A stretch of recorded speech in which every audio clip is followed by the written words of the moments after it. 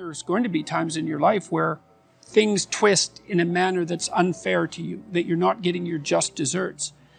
But that goes along with all sorts of unequally distributed privileges as well. And so that's the arbitrary nature of existence. But you can't allow those sorts of things to define you, because it's not that useful strategically. When you're playing a card game, you're dealt a hand of cards. Yep. Well, what do? You play the hand the best you can. Why? Because all the hands are equal? No, because you don't have a better strategy than playing the hand that you're dealt the best you can.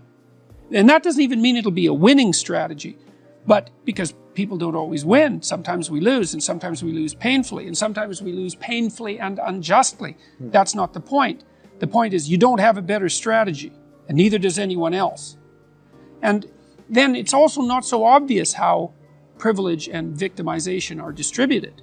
You know, if you take someone who's doing quite well in life and you scratch underneath the surface, you generally don't have to scratch very far until you find one or more profound tragedies of the past or perhaps of the present. You know, and no matter how well protected you are in the world, you're still subject to illness, you're still subject to aging, you're still subject to the dissolution of your relationships, the death of your dreams, death itself. So vulnerability is built into the structure of existence. Now, if you start to regard yourself as a hapless victim, or even worse, an unfairly victimized victim, well, then things go very badly sideways for you. It's not a good strategy. You end up resentful, you end up angry, you end up vengeful, you end up hostile. And that's just the beginning. Things can get far more out of hand than that. So strategically, it's a bad game. It's better to take responsibility for the hand that you've been dealt. The major advantage, I think, to making a case very strongly that one of the fundamental realities of life is its suffering, is that it's actually a relief to people to hear that. Because they suspect it. Well, they know it. But no one's forthright about it. It's like, yeah, life is suffering. Okay, fine. So where does that leave us? Well, here's where it leaves us. It turns out that even though life is suffering, if you're sufficiently courageous and forthright and honest, let's say, in your approach, and you don't shy away, what you'll find is that there's something within you that will respond to the challenge of suffering with the development of ability that will transcend the suffering. So the pessimism is, yeah, well, life is rife with problems at every level. But the upside is, if you turn and confront that voluntarily, that you'll find something in yourself that can develop and master that. And so the optimism is nested in the pessimism. And that's extremely helpful to people, especially people who are struggling, because they think, oh my God, life is so difficult. I don't know if I can stand this. There must be something wrong with me. Does anybody else feel this way? And you can say, yes, everyone feels that way at some time. But that's, and it is as bad as you think, but you're more than you think you are. You're more than you think you are. You have to work to take care of yourself and what you want, say, in this moment. But then there's you tomorrow, and there's you next week, and there's you next month, and next year, and 10 years from now, and when you're old. So because you're self-conscious and because you're aware of the future, you're actually a community unto yourself. And if you're selfish and impulsive, all that means is that you're serving the person you are right now, you know, in that impulsive way, but not the person you're going to be. And so that's not a good grounds for any sort of ethical behavior. And I see that if you serve yourself properly, there's no difference between that and serving your family properly and serving your community properly, that those things all mesh in a kind of a harmonious manner. The antidote to the meaninglessness of their life and the suffering and the malevolence that they might be displaying because they're resentful and bitter about how things have turned out, the antidote to that is to take on more responsibility for themselves and for other people. And that's aspirational, which is kind of cool.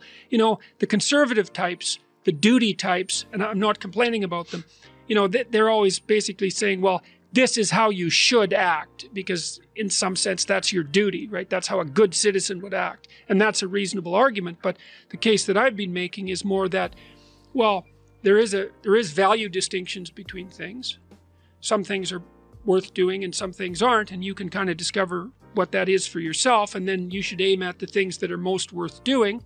And what you'll find if you watch carefully is that the things that you find worth doing are almost always associated with an increase in responsibility. Because if you think about the people you admire, for example, you spontaneously admire people, and that's a manifestation of the instinct to imitate. Again, people are very imitative. You don't admire people who don't take care of themselves. Like, unless there's something wrong with you, you at least want an admirable person to be accountable for themselves. And then if they've got something left over so they can be accountable for their family, well, then that's a net plus, obviously. That's someone you think is solid. And then maybe they take care of some more people. They have a business, or they're involved in the community in some positive way. You see, well, that's a person whose pattern of being is worth imitating.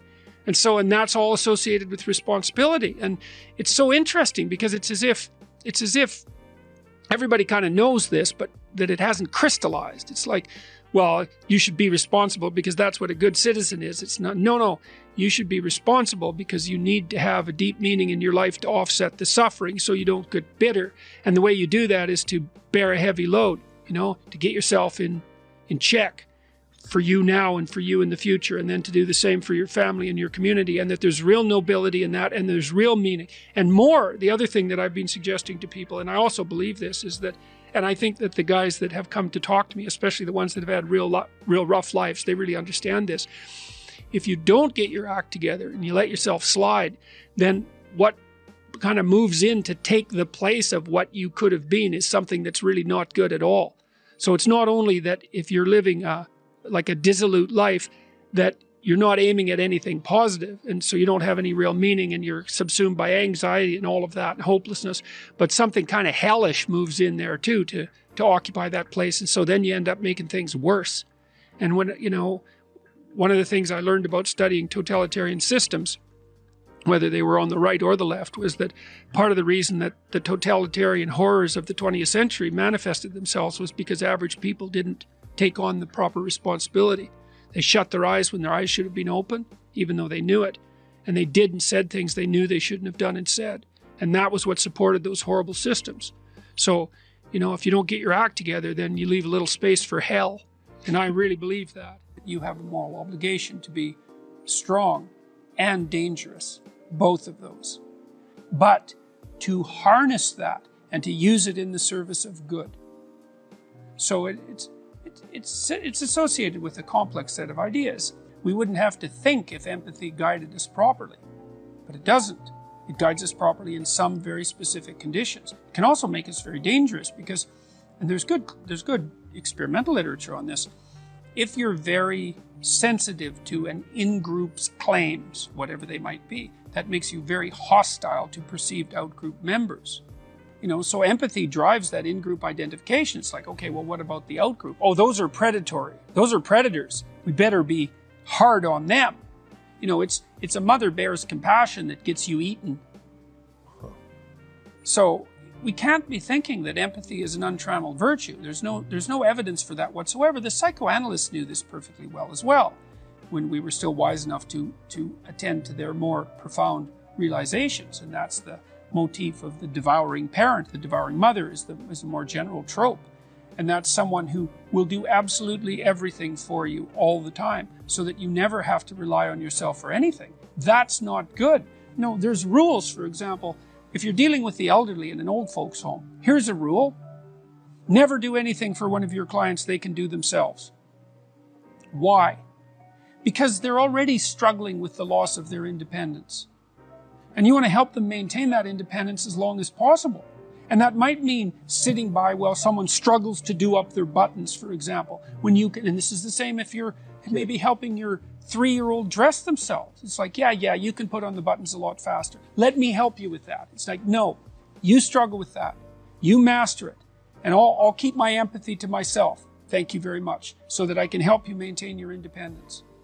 This is exactly why I think that what I'm talking about is falling on receptive ears, is because you actually cannot have a prolonged discussion of rights without having an equally prolonged discussion of responsibilities for a variety of reasons. First of all, the actual reason that you have rights is so that you can discharge your responsibilities. It's not the other way around. It's like you're granted rights by everyone around you, or no, it's not granted exactly.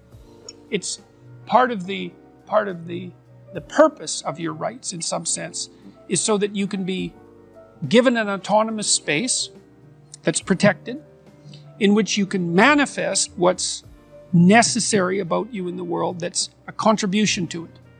So I have to leave a space for you so that you can make your contribution for yourself, so you can take care of yourself, so that you can shoulder responsibility for your family, and so that you can serve the community the best way that you can. And I don't want to set up a society that will interfere with that.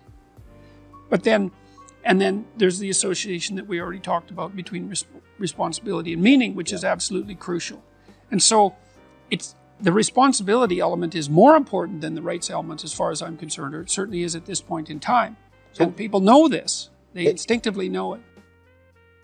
There's going to be times in your life where things twist in a